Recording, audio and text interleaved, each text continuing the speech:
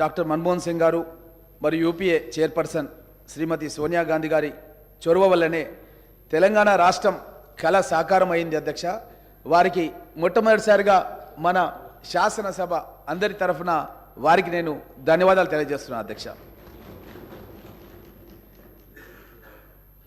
అదేవిధంగా అధ్యక్ష, తెలంగాణ ప్రదేశ్ కాంగ్రెస్ కమిటీ అధ్యక్షులు యనమల రేవంత్ రెడ్డి గారి సారథ్యంలో తెలంగాణ రాష్ట్రంలో అలుపెరుగని పోరాటం చేసి కాంగ్రెస్ ప్రభుత్వం ఏర్పాటు కావడానికి కృషి చేసినందుకు వారికి సంతోషంగా మేమంతా కూడా చప్పట్ల ద్వారా ధన్యవాదాలు తెలియజేస్తున్నాం అధ్యక్ష.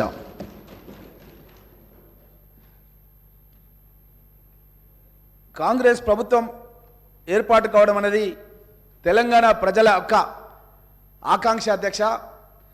ఎందుకంటే ఇనుప కంచెలతో తెలంగాణ రాష్ట్రంలో ఉన్న స్వేచ్ఛా వాతావరణం ఏదైతే వస్తుందని చెప్పి ఆశించిర్రో ఎక్కడికక్కడ దిగ్బంధాలు, ఎక్కడికక్కడ అరెస్టులు, ఉద్యమాన్ని ముందుకు ప్రజల సమస్యల్ని ముందుకు తీసుకెళ్లాలంటే కూడా తీసుకెళ్ళనీయకుండా మేమేదన్నా కార్యక్రమం చేయాలంటే కూడా మా ఇంటి ముందుకు ఉదయాన్నే లేవగానే పోలీసులు వచ్చి అరెస్ట్ చేసేవాళ్ళు అధ్యక్ష.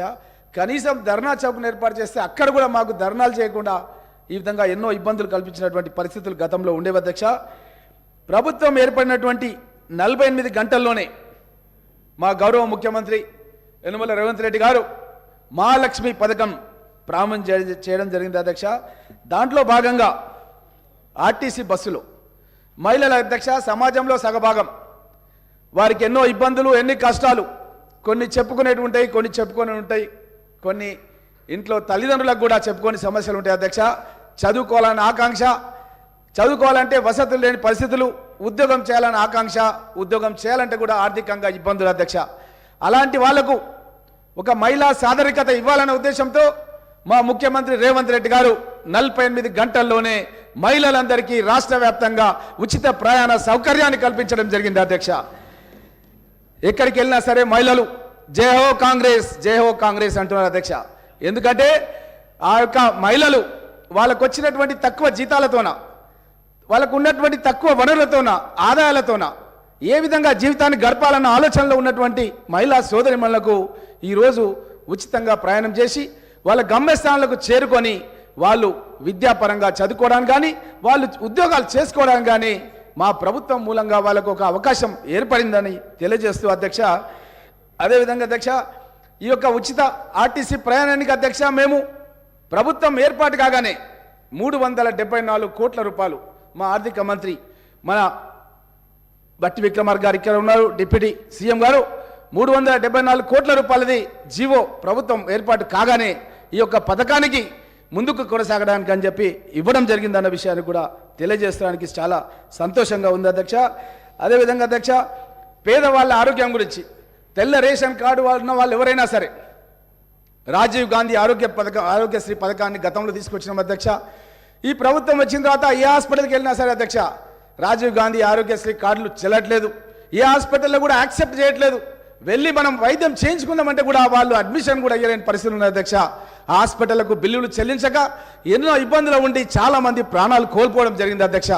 అలాంటి పేద ప్రజల గురించి దృష్టిలో పెట్టుకొని మా యొక్క ముఖ్యమంత్రి రేవంత్ రెడ్డి గారు అయిన వెంటనే మా యొక్క 6 పథకాల్లో భాగంగా ఆరోగ్యశ్రీ పథకాన్ని చేయుతలో చేర్చి ఆ పథకాన్ని వెంటనే 48 గంటల్లోనే పేద ప్రజల గుండెలు ఆగొద్దని 48 గంటల్లోనే 10 లక్షల రూపాయల వరకు కాంగ్రెస్ ప్రభుత్వం ఏర్పాటైన 48 గంటల్లోనే ఈ యొక్క 10 లక్షల రూపాయలని ఏ ఒక్క హాస్పిటల్ అయినా సరే, ఆరోగ్యశ్రీ ఎంపానల్డ్ హాస్పిటల్ ఏదైనా సరే తెలంగాణ రాష్ట్రంలో తప్పకుండా వారికి ఈ యొక్క పథకం మూలంగా వాళ్ళకు ఎలాంటి రోగాలు ఉన్నా సరే, అది గుండె ఆపరేషన్ కావచ్చు, క్యాన్సర్ కావచ్చు, కిడ్నీకి సంబంధించిన సమస్యలు కావచ్చు, ఎలాంటి సమస్యలు ఉన్నా సరే అక్కడ ఆరోగ్యశ్రీ డెస్క్ ఏర్పాటు చేస్తాం. ఆరోగ్యశ్రీ డెస్క్ ద్వారా పేద ప్రజల యొక్క ప్రాణాలు కాపాడడానికి ముఖ్యమంత్రి గారు చొరవ తీసుకున్నారనే విషయాన్ని కూడా మీ దృష్టికి తెలియజేస్తున్నాం అధ్యక్ష. అదేవిధంగా అధ్యక్ష, కాంగ్రెస్ పార్టీ అధికారంలోకి రావడానికి సోనియా గాంధీ గారు, మా యొక్క మల్లికార్జున్ ఖర్గే గారు పార్టీ అధ్యక్షతన హైదరాబాద్లోని తుక్కుగూడ దగ్గర మహేశ్వరం నియోజకవర్గంలో కాంగ్రెస్ పార్టీ గ్యారంటీ కార్డును మేము ఆవిష్కరించిన అధ్యక్ష. మా గౌరవ ముఖ్యమంత్రి రేవంత్ రెడ్డి గారి అధ్యక్షతన రోజు కార్యక్రమం జరిగింది.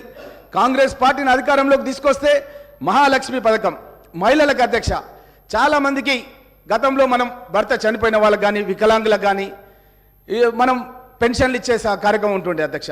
కానీ కాంగ్రెస్ ప్రభుత్వం వచ్చిన తర్వాత మొట్టమొదటిసారిగా కర్ణాటక రాష్ట్రంలో మహిళలందరూ కూడా పెన్షన్లు ఇచ్చే పథకాన్ని తీసుకొచ్చినాం అధ్యక్ష.